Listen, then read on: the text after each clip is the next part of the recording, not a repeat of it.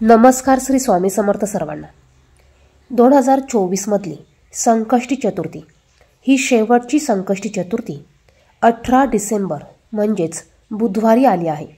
प्रत्येक महिन्यात संकष्टी चतुर्थी येत असते आणि प्रत्येक महिन्यात येणाऱ्या संकष्टी चतुर्थीचे वेगळे वेगळे महत्त्व असते। संकष्टी चतुर्थी ही गणपती बाप्पांना समर्पित आहे आणि गणपती बाप्पा हे बुद्धीचे देवता आहेत।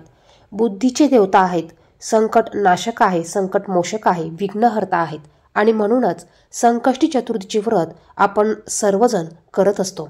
या दिवशी गणपती बाप्पांची पंचोपचारे पूजा करायची असते। या वर्षातील ही संकष्टी चतुर्थी शेवटची संकष्टी चतुर्थी आहे आणि योगायोगाने ही चतुर्थी बुधवारी आल्यामुळे या चतुर्थीला विशेष महत्त्व आहे।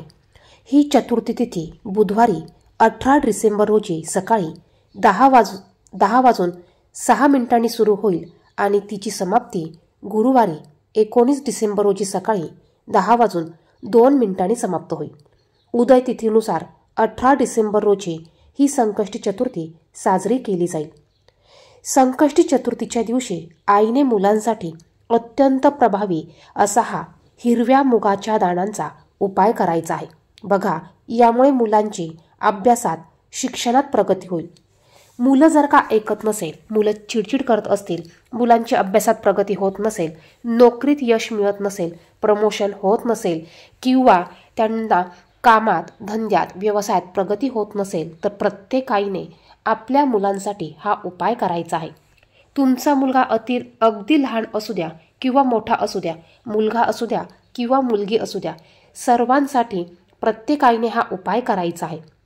जर का तुम्हाला मासिक धर्म असेल, उपाय करता येणार नाही। सुतक असेल तर उपाय करता येणार नाही। मासिक धर्म असेल तर घरातील इतर व्यक्तींनी हा उपाय केला तरी चालणार आहे। बघा, संकष्टी चतुर्थीच्या दिवशी सकाळी लवकर उठायचं आहे। तुम्हाला शक्य झाल्यास ब्रह्ममुहूर्तावर देवपूजा करायची आहे, कारण ब्रह्ममुहूर्तावर केलेल्या पूजेचं संपूर्ण फळ आपल्याला मिळत असतं आणि ते अधिक पटीने मिळत असतं। यानंतर आपल्या देवघरात असलेल्या गणपती बाप्पांची आपल्याला पंचोपचारे पूजा करायची आहे।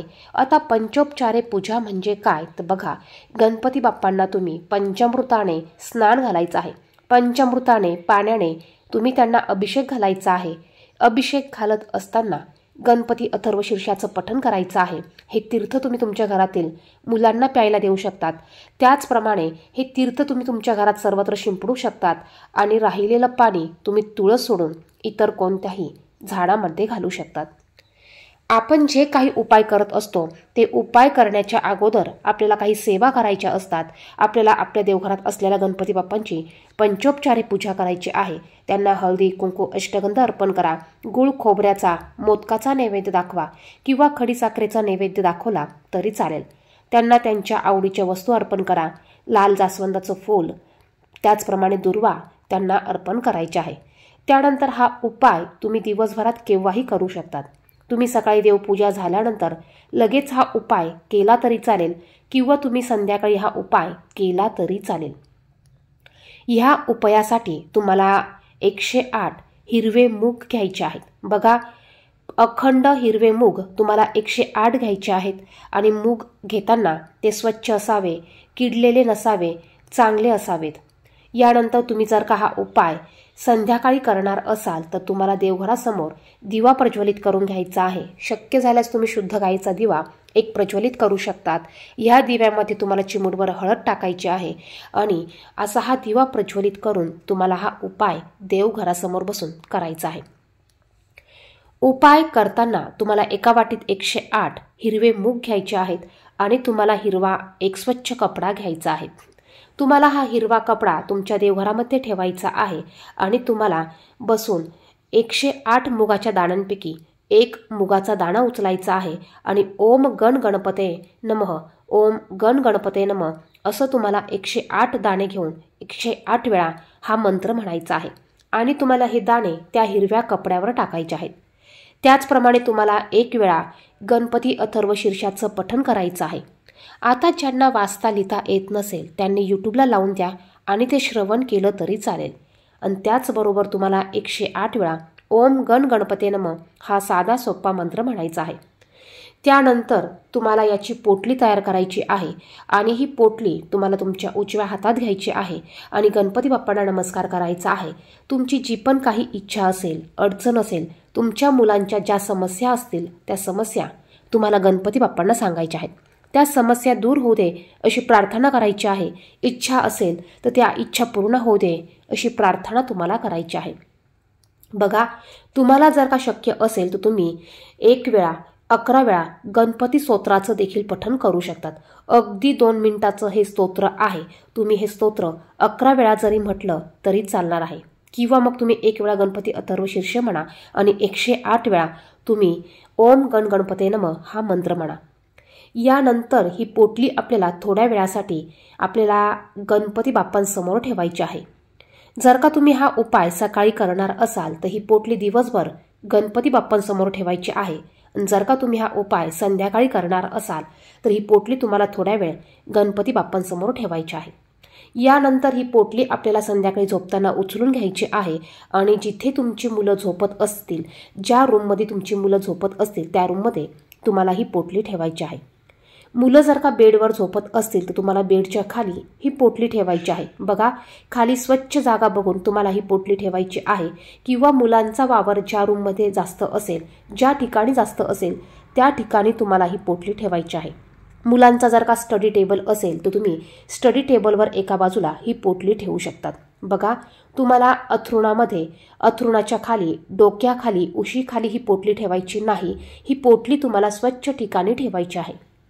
यानंतर दुसऱ्या दिवशी सकाळी उठल्यावर ही पोटली उचलून घ्यायची आहे आणि तुम्हाला तुमच्या घराजवळ असलेल्या कोणत्याही गणपती बाप्पांच्या मंदिरात जायचं आहे।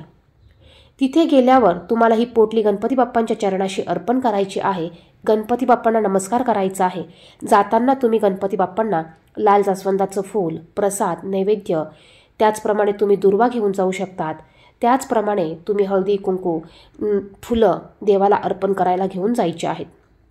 यानंतर पोटली गणपती बाप्पांच्या चरणाशी ठेवायची आहे। सर्व वस्तू गणपती बाप्पांना अर्पण करायच्या आहेत। गणपती बाप्पांना नमस्कार करून पुन्हा तुम्हाला तुमची जी काही तुम्ही इच्छा घरी बोलला असाल तीच इच्छा तुम्हाला तिथेही गणपती बाप्पांना सांगायची आहे आणि ती इच्छा पूर्ण होऊ दे अशी प्रार्थना तुम्हाला करायची आहे। आता तुमच्याकडे जर का वेळ असेल तर तुम्ही तिथे बसून 1 वेळा गणपती अथर्व शीर्षाचं पठण करू शकतात। त्यानंतर तुम्हाला घरी निघून यायचं आहे। आता हा उपाय तुम्ही जर का 1 मुलगा असेल तर 1 मुलासाठी एक पोटली तयार करा। 2 मुलं असतील तर तुम्हाला 2 मुलांसाठी वेगळी वेगळी 2 पोटली तयार करायची आहे। जर का तुमची मुलं घरी नसतील, बाहेर गावी असतील तर तुम्ही कसा उपाय करायचा? बघा, तुम्ही तुमच्या त्या मुलांसाठी उपाय करू शकतात। तुम्ही तुमच्या त्या मुलांसाठी इच्छा गणपती बाप्पांना सांगू शकतात आणि जिथे तुमच्या मुलांची रूम असेल, जिथे तुमच्या मुलांचा वावर असेल तिथे तुम्ही ही पोटली ठेवायची आहे आणि दुसऱ्या दिवशी सांगितल्याप्रमाणे गणपती बाप्पांच्या मंदिरात तुम्हाला जायचं आहे। तर या पद्धतीने तुम्ही हा उपाय करू शकतात। बघा, संकष्टी चतुर्थीच्या दिवशी गणेश तत्व हे खूप मोठ्या प्रमाणात कार्यरत असते आणि जर का आपण या विशिष्ट तिथीला काही उपाय केले, काही सेवा केल्या तर याचं फळ आपल्याला 100% मिळत असतं। आणि जर का हे उपाय तुम्ही मनापासून केले तर बघा, पूर्ण श्रद्धेने केलेत याचे 100% तुम्हाला रिझल्ट बघायला मिळणार आहे। त्याचप्रमाणे या दिवशी बुधवार आलेला आहे।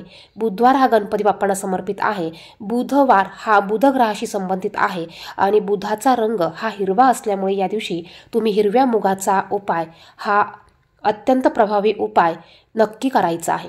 प्रत्येक आईने आपल्या मुलांच्या भल्यासाठी, मुलांच्या प्रगतीसाठी, मुलांची अभ्यासात, शिक्षणात प्रगती व्हावी म्हणून उपाय करायचा आहे।